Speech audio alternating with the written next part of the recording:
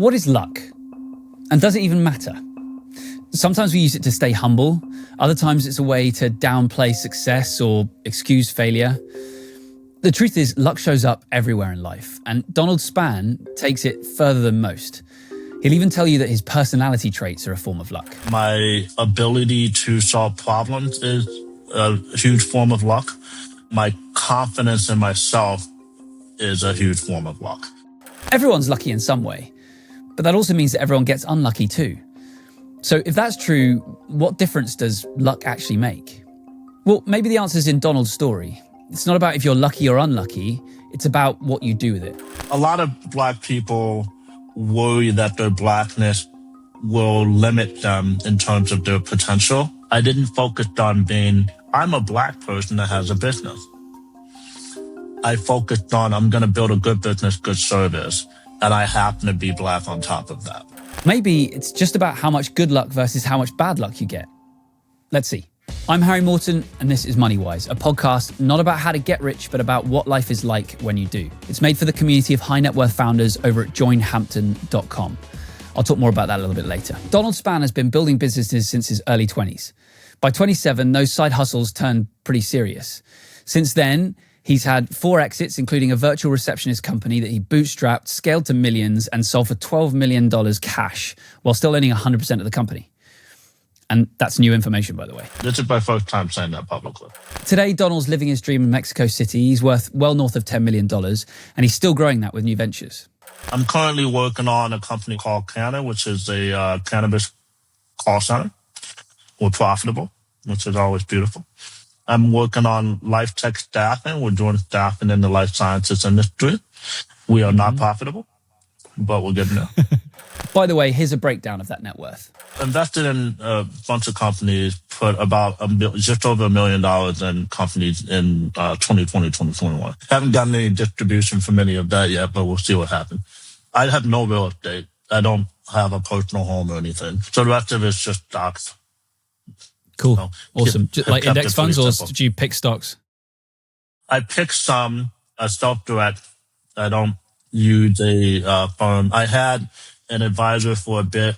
I have 2 accountants, but because I'm not being very aggressive on that front, it's just mostly sitting in almost like the Boglehead style of investing. And here's the lifestyle that's affording him. I'm spending a good amount of money for being in Mexico, around $10,000 a month. I sort of took off in October to start traveling around, bouncing around. I was in Colombia and Peru. In my life, I have been to 51 countries. I just can navigate. I can just move around the world how I want. About $10,000 a month. The other thing is, I'm able to personally fund projects that I work on. I'm likely going to be starting a mezcal brand next year. I'll say it now. We just came up with the name. It's called 1829 Guerrero. I can't roll my R's yet, but Guerrero? Can't do it. But Mexico actually had a Black president in 1829, which was well before the U.S. And he abolished slavery in Mexico 34 years before the U.S. did. And his name was Vicente Guerrero. So 1829 Guerrero is our brand. He was half Black, half indigenous. And the state in Mexico of Guerrero, my business partner, Sidlali, that bought the photo booth company, she was born in the state of Guerrero. So, you know, it's just it's the perfect thing, and we're doing. By the lack of R-rolling ability, you may have guessed that Donald is not from Mexico. He's actually from Chicago. And this is where the first stroke of luck comes in. Donald grew up in a middle-class family in a regular neighborhood, but his parents got him a scholarship that put him in a top-tier private school. So I had a unique experience of being exposed to some of the more wealthy people really in the country, in the world, while not having personal access to that wealth. And so when you're like 8 years old, you think you're just as rich as your friends, and around 10, 12, you realize you're not. When that trip to Aspen doesn't include me, it's like, all right. And I think that fortunately and unfortunately had an impact on how I decided to pursue my professional career. My personal theory was that I wasn't going to have a shot at matching some of the lifestyles of some of my friends in a traditional job. And so my goal from the very beginning was to try to be a business owner. Did you have any beliefs about yourself at that age, do you think? Like, and again, maybe as a kid, you didn't see any difference between you and your buddies, but you tell me. Well, I mean, you always recognize, I feel fortunate to have, one, recognized my blackness and two, appreciated my blackness the entire time. I think that can be difficult when you're growing up in an environment where you're not one of the rich families, one, and two, you're not the typical nationality. The majority of, probably the majority of the kids there were not only white, but Jewish. Hilariously, I legitimately thought that the majority of white Americans were Jewish until I went to college. I should never even looked into it. And so I would meet a white person that was not Jewish. And I was like, what? You're weird. Like, what's going on there? Catholic? So, that's the type of bubble that I was in. The nice thing also that I really didn't have, in hindsight, there was some microaggressions that I think even some of my classmates didn't recognize. But as far as any overt stuff, there was never one instance. The day I landed in Madison, Wisconsin, that evening, I'm walking down the street in like the party street, which is State Street. And some guy walked by and go, "What up, collard greens?" And that is, that's just enough fun. And I wasn't even upset because it's like, guy's an idiot. I don't know if there's cursing on this podcast. You can curse to your heart's content. It's a fucking idiot. And the people I were with, the guys I was with that were, I think they were white, were like, "Yo, what the fuck?" But I wasn't upset. By the end of that first year, I turned into Malcolm X. I was like, first off, you need to, part of it is growing up in an environment that was privileged, at least in terms of school. My neighborhood was more black. It was a good neighborhood, but it was a very black neighborhood. So I had that dual experience. But the other piece is Chicago. Chicago is a very blue city. Madison, Wisconsin is not. They portray themselves to be liberal, but they're not. The state is purple, and that, really gave me a sense of just how differently I had it. For years after college, Donald would work a ton of odd jobs and build business projects on the side. But then another path-shaping opportunity came up, which was Y Combinator. I had a buddy from high school that ended up a part of the boot camp. I joined at the end of it, and we ended up being partners on that. It was a product that pivoted into a software for do-it-yourself landlords. So at the time, we were, there was maybe one other, but we were pretty much the only product that enabled a do-it-yourself landlord with simply like one door to accept application, post a listing, run credit, get the lease signed, which was a big thing, and accept rent payment. So the whole cycle fully managed through one platform. It's an easy thing now, but at the time it was a big deal. I was responsible for sales and, user growth. And my buddy was one of the smartest software engineers I've ever met or seen. One of the nice things is that, the day we launched, we were featured in TechCrunch, which at the time was like the number one tech magazine. And that was sort of like a birthright, I guess, of YC companies at the time. And we were the first batch that got the blanket investment from that firm, Theo and his firm. So we had money from day one. In 2016, that company became the first of 4 exits for him so far. It wasn't significant personally for me, but it was certainly a notch. Right? What I really gained from that experience is 2 things. One, I didn't want to ever have a VC company again. I think a lot of companies, they focus on, one particular metric, focused on gaining the next round of investment and not necessarily on solvency. So I didn't want to be on that sort of treadmill of we get this done and we raise again. If we don't get it done, we don't raise and we crash and burn.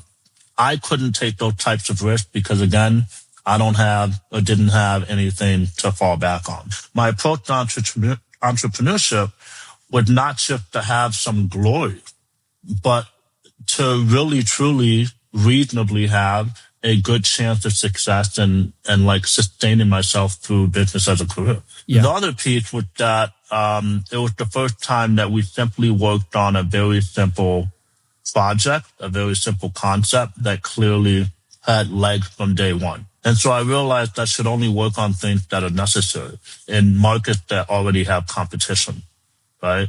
So my other 3 exits were in the cleaning industry, about as simple as it gets. The photo booth industry, which was a little bit more niche, but it's still pretty simple, and call centers. So I started looking for other stuff to work on, and I was on Reddit.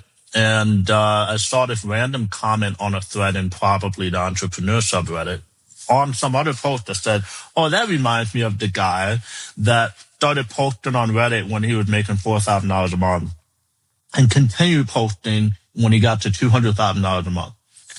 And I was like, wow, that's cool. And he just so happened to link one of the threads from that guy that was posting about it. That guy's name is Rohan. It's a black guy from Barbados. And he had a cleaning business that was doing, at the time, $200,000 a month. I thought that was absolutely absurd for a cleaning business to be doing that. And I thought it was more awesome, really, that a black guy was doing it. So I immediately dived in. 3 weeks later, I had launched my cleaning company, and that was in the end of 2013. Mm-hmm. About a year and a half into running that, it was called Companion Maze. It's in Chicago. We were probably the first, if not one of the first few cleaning companies in Chicago that gave people the ability to book online. So that was significant, right? We also did pretty well in terms of SEO. When I was running it, we were top 3 search results. And Chicago's a big market. And, but a year and a half into running that, we had a lot of calls coming in, and I was sick of answering the phone myself.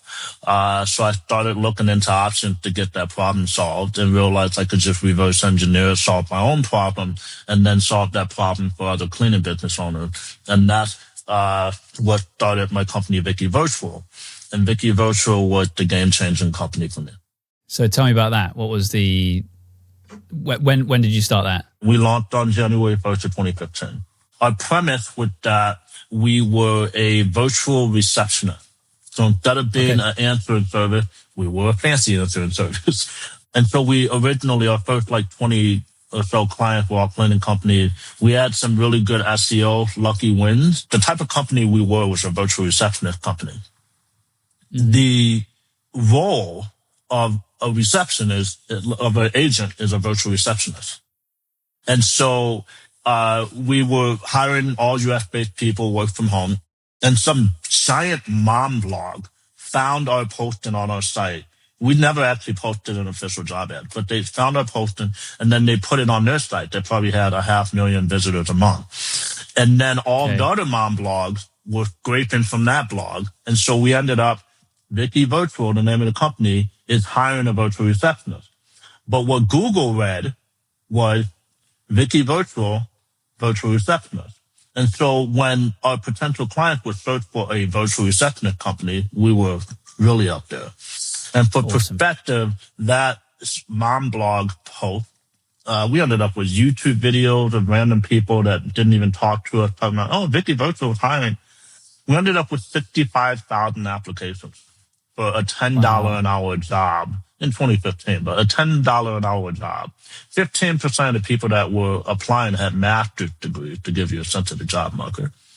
And it boosted us in terms of SEO. So other companies in other industries started finding us, and we ended up profitable in month 2. We never took in any investment outside capital. And by the time I sold it, I bought my partner out the next year in 2016. By the time I sold it, which was October 2019, we had over 1,300 clients in 40 different industries. Wow. I mean, we were talking about luck earlier. You know, you did the right things. You put yourself in a position to be lucky, but far out. Like that's a good combination of things that all all kind of congregate to one big win. That's rad. And how did that exit come about? So that is probably the greatest story. Actually, I have two stories. I will mention that in a second, but I also exited that cleaning business. We built that to about $500,000 in revenue and exited in March of 2017.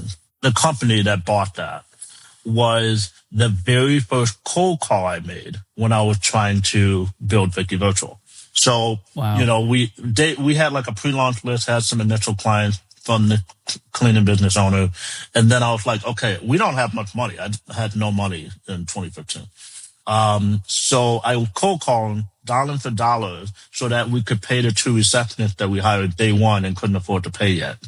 And the two receptionists were my business partner at the time's sister, who just graduated high school a semester early, and my friend's semi-retired 67-year-old mom. So that was my first two agents. I was like, hey, do you mind if we pay you at the end of the first month? And they agreed, and we couldn't quite afford it at the end of the first month, but we were close. Second month and on, we were good. But anyway, the very first dial, like not connected call, the very first dial, I went on Yelp, looked at cleaning companies. I'm not going to say where, but the very first dial, guy picks up, and I'm like, hey, this, the owner of this company or whatever. And he said, yes. I'm like, hi, my name's Donald. I'm calling from Vicki Virtual. We help answer phones for small businesses. And he's like, wait, how did you know to call me? I'm like, what do you mean? And he's like, but like, I just started looking for this type of company 5 minutes ago. How did you know how to call me? I'm like, I don't know. The timing's just amazing. So we talked for like 45 minutes. He was a young guy like me, talked about entrepreneurship and stuff, barely talked about the transaction at all, but they ended up being one of our biggest clients, and they ultimately wanted to expand into Chicago to build their cleaning business empire. And so they bought my company. So the most profitable single dial I've ever made. That's right. That's awesome. I love it. So that's story one. Story two, so we had a pre-launch list for Vicki Virtual. The day we launched, after I sent out that email, hey, we've launched, sign up. 5 minutes later, the very first client signed up, and his name's Thomas. That guy ended up being the acquirer of Vicki Virtual almost 5 years later. Dude, we keep coming back to luck. You're a lucky man. Can you go buy me a lotto ticket or something? I need some of that luck. Yeah, I haven't won any lotto tickets, but I will say we were at that point we were getting some type of VC firm or private equity firm reaching out to us every week, right? So I could have marketed it and sold it, and the business clearly had value, but I thought that I was going to run that company for 15 to 20 years. Really? But the reality was, talking to Thomas all the time, we're buddies. And again, he was there for day one. So he essentially knew the entire business, right? Mm-hmm. And so he was like, oh, how business? And I'm like, oh, it's going pretty good. I would consider selling maybe at some point in the future. And he's like, what? And he would consider selling. And I'm like, yeah. It's like, let me send you an offer. Like a week later, he comes back with an offer. And it was right at what I figured in my head I would sell for. I counted 20% higher. He said, yeah. And actually 3 weeks later, the deal was done. And so what did you sell for? There was an 8-figure, it was $12 million. Okay, awesome. And that was 100% you? Yeah. So that was my first time. This is my first time saying that publicly. So keep that. All right. You heard it here first, folks. Quick Hampton plug here because it ties in. Donald's first exit taught him 2 big lessons, which he described. Those lessons set him up for the $12 million exit he then later had with Vicki Virtual. But fortunately, you don't always have to learn those lessons the hard way. That's what Hampton's for. It's a private community of high-growth founders where people share the wins, the mistakes, and the playbooks so that you can skip a few of those scars and get to where you're going a little bit faster. If your business is doing over $3 million in annual revenue, go to joinhampton.com. Okay, back to the show. So Donald had a lot of great opportunities and lucky breaks. But to be clear, this is the first time we've ever dug this deep into the concept of luck. If we wanted to, we could break down every past guest story and look for all the areas where they were lucky here and here and here. But there's credit to be given for being in a position where you allow for those kinds of breaks to be possible for you and having the foresight to capitalize on them. And here's where we get to the deeper layer of what it means to be lucky. Circumstances, timing, happenstance, opportunities that are all major factors in success. But maybe they aren't necessarily the luck part. Donald talked about the idea of being grateful for the simple fact that he was born with the personality traits that led him to be able to act on those chances. I think there's a lot of people that say, oh, it was inevitable. I am inevitable, especially if you have a certain amount of success. But the reality is that my path was set based off of my experiences and my surrounding. I did always have a lot of confidence in myself. And I did drop out of University of Wisconsin after the first year because I knew I didn't want a job. So I think my environment was lucky. My ability to solve problems is a huge form of luck. And my confidence in myself is a huge form of luck. Did that come from your parents? I think that my parents helped a lot. They always had confidence in my abilities. The school, I think, is a spot, especially if you're a guy. I actually think it's harder for women, especially in high school. But I think if you're a guy, in a lot of cases, your confidence can be built in an environment like that. We were encouraged to, put ourselves out there, public speaking type things. It was a progressive private school, not focused on religion. Sort of like this, you can do anything attitude there. And then also the jobs I did have, I would have bosses that were making more money or whatever. And I realized that, I just had more capability than them. And it got to the point where I got very frustrated very quickly, to the point where, I was like, I cannot do this. Like I have to be doing this for myself. And I'm interested, before we get to like the starting of the business things, like to what degree do you think being black overrided your intellectual advantages, your confidence, that kind of thing? In what ways did those two things contradict? Or maybe not, maybe contradict's the wrong word. No. In some ways it's an advantage. The way I talk, my name is Donald, which is a great name right now. But, the way I talk, the way I present myself is, more marketable in terms of the job world. It's more marketable in terms of the business world. And, it's an advantage. Unfortunately, there are people that are frankly going to underestimate me upon first glance. And it's easier to surpass those expectations. And so whenever you surpass an expectation that someone has when they first look at you, it's an advantage. They look at you in higher regard.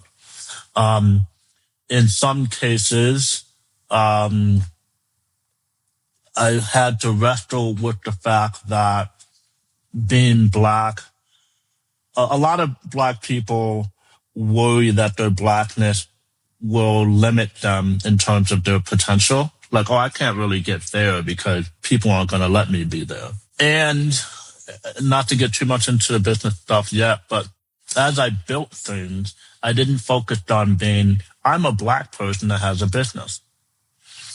I focused on, I'm going to build a good business, good service, and I happen to be black on top of that. Unfortunately, there's a lot of people, not just black people, but unfortunately, there's a lot of people that are like, hey, I launched something, support me because I am this. And 2% of my profit go to black people. So I very much see the importance of it. But in terms of how someone should present themselves, you need to be competing with everyone, not just competing against yourself. Yeah, right. And do you think do you think society is like genuinely a meritocracy, or do you think it's something that high achievers just kind of tell themselves in retrospect once they've kind of made it? It's pretty obvious that it's not fully a meritocracy. And I think that too many people, especially successful people, say that it is, which is ridiculous. The reality is that you can get ahead of your environment in which you grew up through merit. You're not going to get to $100 million through merit. just not going to happen.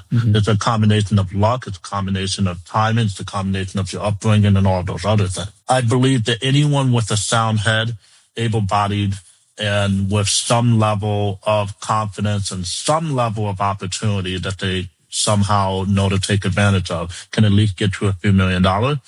And someone that's steadfast and has a decent career over the course of their entire career, they can get to a few $1 million. $100 million is not a meritocracy.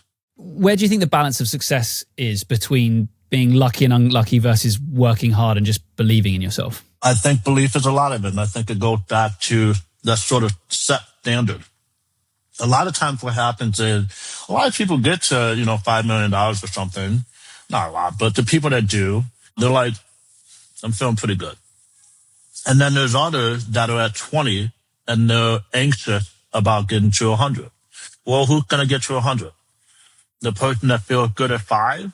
Maybe they work on something that's fantastic and they just wanted to work on something that was great, and then it propelled them to that by positive consequence. But the reality is that whatever standard you set for yourself, if you're pushing towards that standard, chances are you have a better shot of hitting that than the person that's not shooting for that. So on luck, here's a thought. It's something you have to acknowledge. Because if you believe that every accomplishment is only you with no outside factors, you risk arrogance and blind spots. Basically, don't be cocky. This doesn't mean that you shouldn't be proud or confident. Confidence matters. But what you should actually be confident in is your ability to spot opportunities and use them. Now, if you want to get all existential about it, even the traits that let you recognize luck are luck themselves. Let's not go too far down that rabbit hole. There's another tricky thing here too. Luck isn't evenly distributed across people. If it were, it would just negate itself, right? Some people get so many lucky breaks that success almost feels inevitable, even if they lack the right traits. Others get just one chance, but they're so dialed in that they turn that one single lucky break into an entire career. In a sense, luck isn't even real because it's never the full story. Odds and chances are real and they create real opportunities, but what they become is entirely up to you. Don't think too deeply about that. Donald turned his luck into over $10 million, and that's worked out pretty well for him. The biggest thing is that it affirmed that, I'll never have to have a job for the rest of my life. Even if I somehow lose it all, I have the ability and capacity to do this. And at this point, my ability to, again, create something that generates at least a few $1 million in revenue, I just have the skill set to do it. Right? I have more resources to get it started, but also just have the skill set to do it now. Again, I think getting to a certain level is, especially without outside capital, is there's got to be some luck involved. But at this point, I think it's me. Another thing that happened too is when I was younger and telling people I was going to do this, that I was going to have success and that I was going to be a business owner. It wasn't about millions. It was about I honestly felt the most accomplished when I hit $3,000 a month in personal income for myself. And at the time that meant I covered my expenses back in 2013. That's when I was like, okay, I'm free. When I hit around 10 a month, I was like, okay, well, now I'm starting to feel like this is the path of not just freedom when you're a single guy with no kid, but starting to be successful and actually viable and a force to be reckoned with, so to speak, in my personal context. But what happened was it went from Donald, you're smart, but you're being an idiot here, to when I talk about the simplest shit that's not even business related, now my words have more value even amongst my closest friends. And that shift is almost frustrating because I was saying the exact same thing now that I was saying, when I was 20 years old. But, obviously there's personal validation, but there's also outside validation simply because of the result that it happened. Yeah, so it's not Donald saying it's the Donald. Suddenly there's the different weight to what you're saying. That is a strange thing. Does that show up in other ways in life? It shows up in all kinds of ways. One of the other things too is, I've gone this I'm not really that type of person, but there have been times where I'm in a room with some pretty powerful people, or at least some very, very rich and powerful.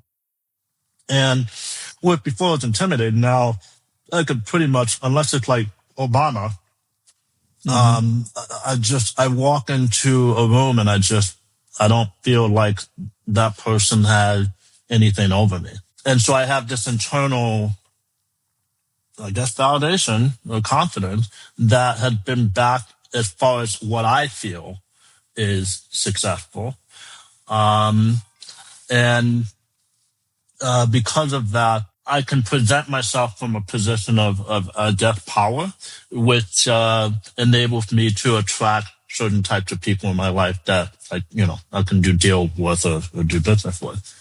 So I think as I sort of navigate through life, I feel sort of like someone that can just sort of move around the world how I want, as opposed to someone that's like trying to make it and trying to, How different do you think this entire experience and your journey has been as a black man?